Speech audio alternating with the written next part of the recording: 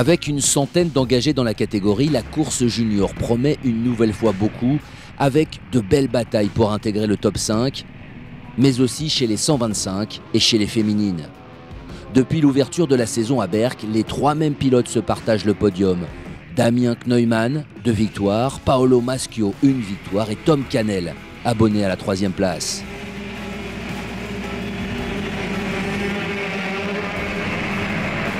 Le départ se passe sans encombre, la première ligne droite est avalée sans chute majeure et c'est Jules Gatineau qui sort en tête devant Van Hove et Maschio.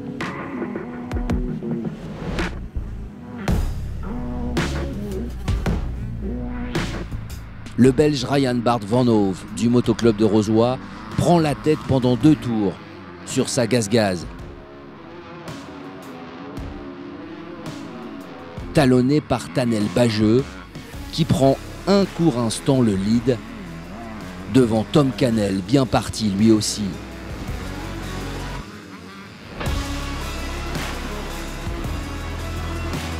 Paolo Maschio, handicapé par un problème de lunettes, se bat pour rester au contact et passe en tête au 4e tour. La bataille est folle en tête de la course. Toutes les 5 minutes, c'est un changement de leader.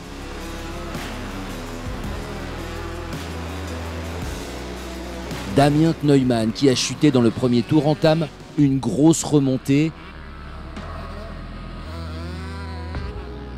Et lui aussi vient goûter à la première place au 5e tour, avant que Tom Canel prenne le lead à son tour. Chez les 125 cm3, ça bagarre fort aussi. Maxence Maupin, vainqueur à Osgore, domine la course pendant les 45 premières minutes sur sa Yamaha. Mais le néerlandais Dean Grégoire remonte petit à petit sur sa KTM et finira par s'imposer, alors que Matteo Gera sur Yamaha prend une 3e place qui lui permet de conserver la tête du classement général. À 13 ou 14 ans, ils font 5, 6 et 8 au scratch. Chez les féminines, Sarah Leroy l'emporte à nouveau. 2e victoire de la saison pour la pilote Kawasaki qui domine Emma Satabin sur gaz-gaz, alors que Mallory Fouet prend la 3e place sur KTM. Il reste 30 minutes de course et c'est le moment que choisit Damien Kneumann pour prendre définitivement les commandes. Mais chaque tour est un combat et Paolo Maschio suit de très près. De son côté, Tom Canel est une nouvelle fois accroché à la 3e place. Ce sera un nouveau podium pour lui. Le Belge Scott Verhoeven a également fait son apparition et s'empare de la 4e place. Une dizaine de secondes séparent Kneumann et Maschio à l'approche du dernier tour. Et ce sera donc suffisant pour le pilote gaz-gaz qui s'impose pour la 3e fois de la saison au terme d'une course indécise jusqu'à son terme.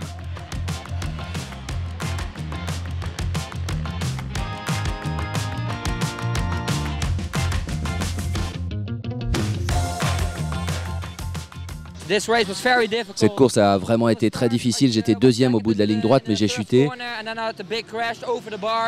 Et j'ai vu plein de pilotes me passer devant. J'ai cru que c'était fini pour moi, mais je me suis battu jusqu'au bout. Je suis rentré 3 fois au stand et gagner dans ces conditions, c'est incroyable. Je suis vraiment juste déçu parce que sans mes deux, en fait, ma première paire et ma dernière paire de lunettes, je pouvais pas rouler avec. J'ai chopé de la buée directement et du coup vraiment déçu à cause de ça parce que la vitesse était là pour gagner. Donc on apprend et on continue. Je me suis battu toute la manche. J'ai réussi à passer en tête un moment, mais après, sans les lunettes et tout, en fait j'ai eu un problème de lunettes toute la manche, du coup j'ai pas réussi à vraiment rouler comme j'arrive à rouler parce que ça bride un peu, on va dire. Et ouais, je suis quand même assez content, c'est podium, mais bon, je pense que j'aurais pu aller chercher cette course. J'ai fait au feeling, on va dire. Au début ça a été compliqué, après le ravitaillement j'ai essayé, j'avais toujours pas de lunettes. J'ai fait ma manche sans lunettes, franchement c'était super compliqué, je voyais rien, tout le sable dans les yeux, c'était horrible.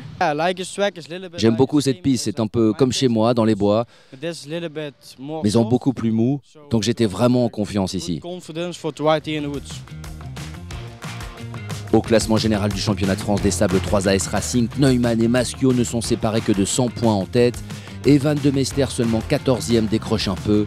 Petite pause d'1 mois désormais, rendez-vous à Graillan et l'Hôpital début janvier pour la 5e manche de la saison.